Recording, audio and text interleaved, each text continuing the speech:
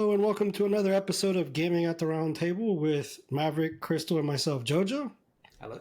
Hello. Today's episode, we're going to be talking about not necessarily studio exclusives, but gaming console exclusives and kind of how they've been seemingly disappearing as time has gone on. Mm-hmm. And I can say that one of the things, like off rip, that is probably reason for it is the fact that the market has exploded. It's not the same, whereas back in the day when you looked at Super Nintendo, Sega, all these other systems, Dreamcast, yeah, I'm going to just start rattling off systems that don't even exist anymore, just for fun to make myself feel that much younger. But if you look at the systems back then, the idea of exclusives kind of made sense because, again, the idea of the internet and playing across mass areas, I guess, Yeah. kind of disappeared. So as these systems got better and the internet kind of became a part of gaming, especially outside of like PC, the idea of it being exclusive to a studio, I think marketing wise, just kind of slowly became the dinosaur that walked off and just never came back. Yeah. And I know that's kind of my Xbox angle on it. Xbox specifically has mentioned that they're done doing or not done, but like they're reining back on doing exclusive console drops because the market's not really there anymore. Now, I haven't heard PlayStation say that. PlayStation hasn't really said that. The only thing that I saw PlayStation still has it, recently was that they're no longer going to require the PSN to play on or to play PlayStation games on PC. That makes sense. There was a lot of backlash about that. That's like a whole different topic where the community. I feel like anytime a big company is involved, the community gets their pitchforks and they're just like mob time. You know, it's Sony's evil, big corporation. Okay, I guess. Sure, but I think Sony's in a unique position, or at least PlayStation, right? Where they can continue exclusives because they have exclusives that draw enough people to them. Xbox exclusives have been the same for a long time, some of which aren't even exclusives anymore. I think the Switch 2 is supposed to be getting some of the Xbox games. So Xbox is clearly going down that road. And it makes sense. It makes sense for consumer and seller because the consumer gets more access to more games across platforms. Yay, everybody in as a consumer. The developers get more money because they can sell on multiple platforms. Cool. Xbox, theoretically, is if they can share their games to other networks, they can at least sell their games on those networks. I think they're trying to adapt to extinction threat. Well, Right? They're an I endangered think I can species. point out why they're doing it more than anything. I think it's because they kind of inadvertently monopolized a lot of studios by taking them in and putting them under their Microsoft umbrella. So because they own so many different studios that happen to be, some of them were PSN or PS like exclusives. So by taking them in to say like, hey, you have to make that now for this system, when clearly the other systems have a bigger market, I think was kind of a bad move where they took in too much too fast to where they had to like concede that. Well, I think originally exclusive games were made so that way they could showcase what their consoles can do, right? Let's be real here. PlayStation and Xbox are not that far from each other anymore. Yeah, the tech gap is much smaller for sure. Right. There is a reason why Nintendo is staying with their exclusivity. Like, there is no way, and I was actually just telling Maverick this a minute ago. If Nintendo sold their games on other consoles, I would 1000% play them. But because it's on the Switch, I'm not a big Switch fan for their Joy-Cons. Like, I don't like their controllers, right? Even My son's the same way. He doesn't like them. Yeah, even their like off their like actual like pro controllers and stuff like that, they feel plasticky and cheap to me. And I appreciate that because, you know, Nintendo's always been about keeping their consoles affordable. But like keeping the prices low, right? Yeah. But like if I'm gonna spend $80 on Joy-Cons, yes, you get technically 2 controllers, but the stick drift, I it's actually so really like bad. the Switch controllers because of their ability to separate. Oh yeah, he'll lay on the couch with his arms up like this, Yeah, and I'll he'll literally play have them. my hand on top of my head and my other hand resting on my gut. I'm Yeah. just like, yeah, this is gaming at its finest. This is the peak male form, whether you Oh like it or my, not. oh my gosh. But yeah, It's interesting. Oh, sorry, go ahead. no, go ahead. Something else to consider is the upcoming list of exclusive games for 2025. When I Googled the Xbox exclusives, I found one, which, to be fair, we've actually spoken about. Avowed Mm, is going to be Xbox PC exclusive. And that whole idea is like its own topic, too, right? Oh, we're not doing as many exclusives. It's like you never did. You've always had PC and Xbox. So that's yeah. not exactly exclusive. It's more like just not Well, Sony and it's Nintendo. Microsoft, right? Right. So, But Xbox as a console. And I feel like people, when they think of Sony, Sony's huge, obviously, but the identity of PlayStation feels more consolidated as a unique entity, even though everyone knows it's like Sony. Whereas Xbox, you almost always say Xbox PC, or they're just conjoined at this point. yeah. And so going exclusive is almost not really a thing to begin with for them. And then what I was going to say, sorry, I sidetracked myself, was that when I looked up Avowed, that was like one of the only games I found easily on a very rapid search on Google for exclusive games for Xbox 2025. When I did the same for PlayStation, I got like a huge list. And that's just Google not reflecting well. You know, I can't take one quick search as the results, but I think it speaks to the direction that they're going. I think another factor could be the rate that systems are turning over has kind of slowed down. Whereas I felt like there was like a 10 to 15 year window where there was a new iteration of a system pretty consistently inside of like a 5 year bubble.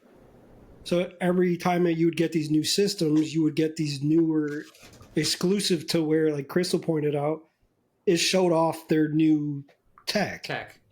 So now that the tech is kind of plateauing a bit in regards to consoles, I think that's why they're kind of like backing off of the idea. That and the subscription model has kind of come king. So in all reality, Yeah. if you're charging people a subscription model, you don't necessarily need to keep things exclusive because you're trying to hook them into the subscription. So if you can give them more options in the subscription, I think that's kind of a bigger draw than someone paying $60 to $80 off rip for a game that after they beat it, they're kind of like, all right, on to the next one. Whereas Yeah. if you're paying a subscription, which can vary depending on the system you play on, I think that kind of balances itself out. I think too, you know, these are not the only people in the race, but I will say that Xbox, I think we spoke about this, but Xbox was moving away from consoles, period. So of course they The don't. entertainment unit was their goal. Right. And so they're not invested in competing with PSN, or Nintendo for that matter. They're invested in just making as much money as possible Yeah. in all entertainment. And yeah, of course, Microsoft wants to get the biggest piece of the pie. So they don't really have an incentive to try to release console exclusives because they don't even want their console. So Yeah. that's a counterintuitive notion for them. I think PlayStation and Nintendo are in very good positions because performance, bang for buck. You know, I remember the PS3 era. I think it was either HD or Blu-ray came out, Mm-hmm. and that was a huge boon. You couldn't afford a It was Blu-ray. computer and a Blu-ray player at the same time for the price of the console. So there was always a give and take there.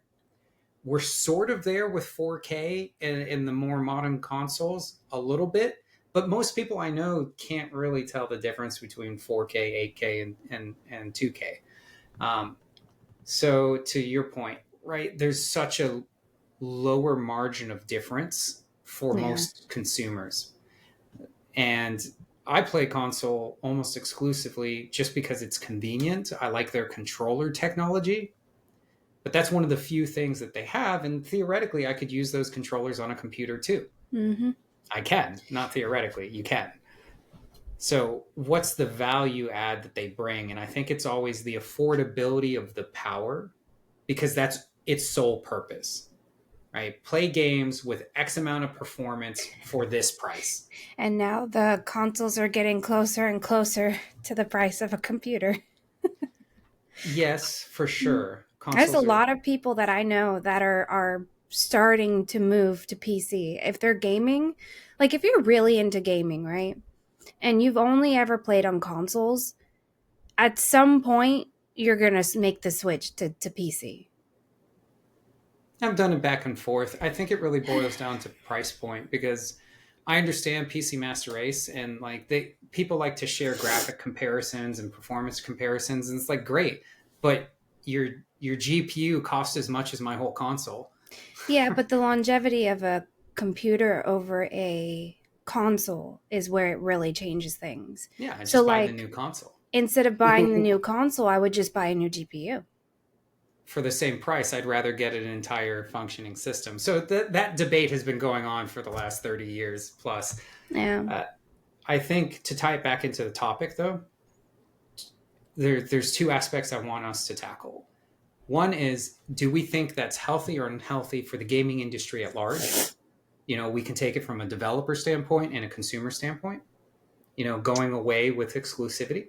Let's start with that. I think it's super healthy. For both consumer and developer? Yeah. Because I was mentioning this again earlier when I was like, oh, if Nintendo sold on these other consoles, I would buy their games. Now, that would also mean I wouldn't buy a Switch, but I'm not going to buy a Switch anyways, right? Because she owns a Switch, just for the record. Right. I'm not buying the new Switch, though, because I have not touched my Switch in probably the last year. That's not true.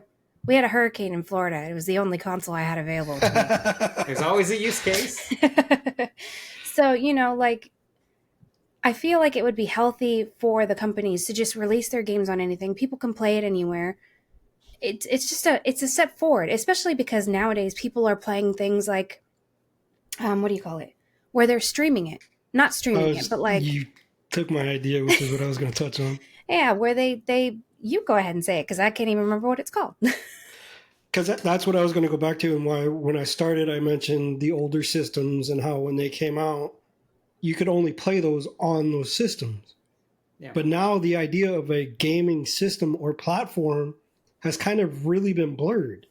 Because technically, if you have anything the size of a Fire Stick or a streaming type thing, even your TV is a technical gaming console at this point. I game on my phone. Yeah. Yep. So, yeah, the phone is a whole other argument, but I'm saying in specific to attached to a monitor or a screen. Yeah. Larger than like this. Because we can count iPads too, but that's a whole different... But again, if you look at it in that realm of things, I think it was bound to happen. And it is naturally healthy where you kind of say, well, this is an option and this is an option. And it broadens developers' scope, where they're not pinholed into only being able to like operate on 3 systems. Yeah. Now they probably have upwards of 10 to 15 different options. And again, it's based on whatever their end goal is. That makes me think of, so we brought up mobile here a second ago, and obviously mobile is like a whole different, thing, right? But think of how many mobile games are coming to consoles now. Yeah. So even that is not exclusive anymore to just mobile. A lot of them are just like, any platform we could be on, the more we're going to sell, the better. Yeah. So I like it. Again, I think it's healthy for the consumers and the developers because they get to make money and we get to play it on whatever we feel comfortable with. Okay, so devil's advocate.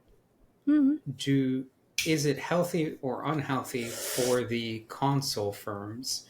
I don't know what to call them. If you work for PlayStation, is this something that you want to see happen where more exclusive titles come or fewer exclusive titles come? Hey, it's still healthy because if PlayStation were to make a game and sell it on multiple consoles, more people would buy it. So fewer PlayStations. No, they Because wouldn't. why would I buy a PlayStation if I can play They that game already on my have a Steam name Deck? now. So you think their brand identity is enough to keep them afloat without Yeah. exclusives? Except for Nintendo, which is why they keep their exclusives. And again, for the record, I love Nintendo. Okay, I grew up playing Donkey Kong. That was my jam. Most of the games I grew up playing were Nintendo, but they don't release it anywhere else.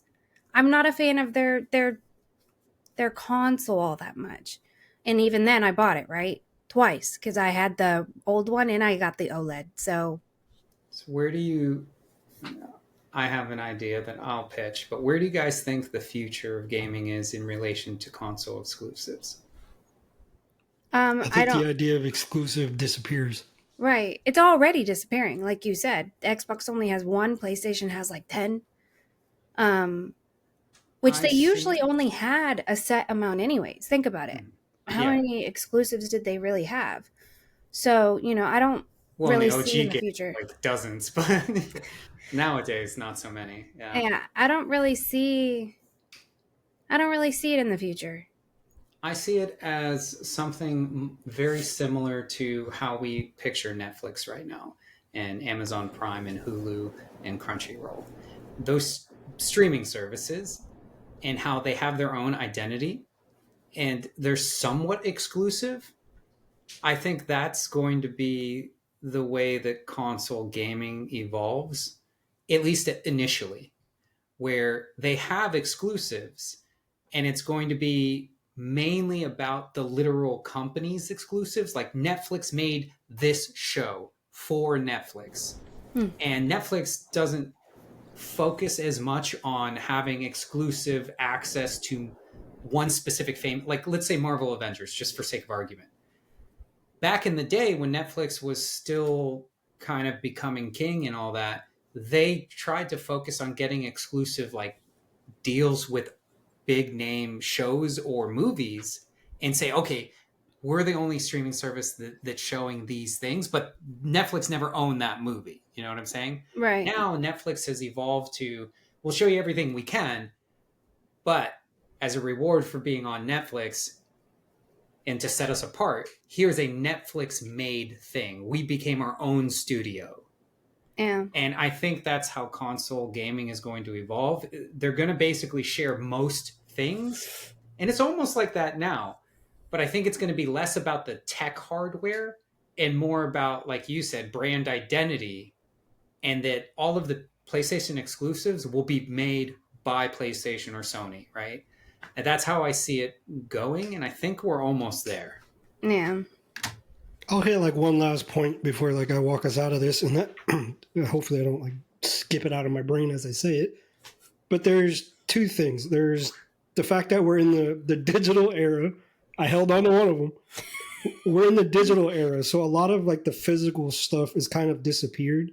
Yeah. So the idea of it being exclusive again to a physical thing kind of disappeared. So because everything is digital, you saying like, oh, but it can only be played or sell on this specific system, it negates itself. Now I did lose the second point thanks to you. Oh, I did want to point one thing out. I think cross-platform has ruined exclusivity. Yeah, there's such a That's high what it demand for it now. Huge. I want to bring demand up for it. one game because it does something that back in the day was very rare, and that's they take an IP and put it into an exclusive. So if you ever played the game Soul Calibur, depending on the system that you played, you'd get characters specific to that system.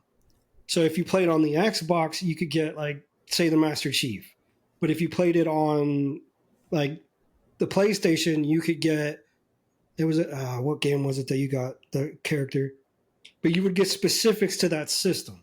Yeah. So you could get a character based on a game that was exclusive to that system. Mm-hmm. Fortnite destroyed that. Wow. Because they're buying Yeah. license from these IPs. Yeah. That they're saying like, okay, you want to put our stuff in your game? I'm sure they get a kickback, which nobody has an issue with. But that way that they set that model up, I think that's also a massive factor in why people are, the idea of it being exclusive is gone. Yeah. I'll rephrase what you're saying from a slightly different perspective. And I know we're running a little long. I think what you're saying is true, but I think it has more to do with the money. The fact that it's Fortnite is more about the fact that the biggest cash cows in the gaming industry are all these live service models. Yep. They're making so much money, like insane, hurtful amounts of money. Yeah. And the consoles cannot afford to not try to get a piece of that pie.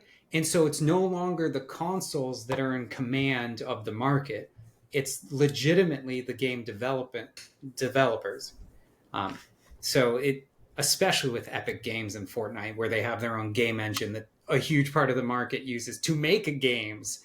So they're like, no. We write the contract, okay? You guys can make some money off of us. In fact, we're so big, we're going to make the Epic Games Store.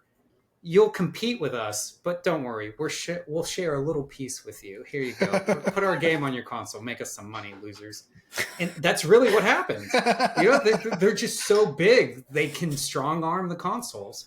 And this whole exclusivity thing, I think, really boils down to the fact that games got so big on their own with such big backing that the consoles have to adapt to the desire of the markets, because they're no longer in command. Look at me. I'm the captain now, right? Look away, now look back, now look away. And on that note, thank you for joining us for another episode of Gaming at the Round Table with Crystal, Maverick, and myself, Jojo. Bye. Take care.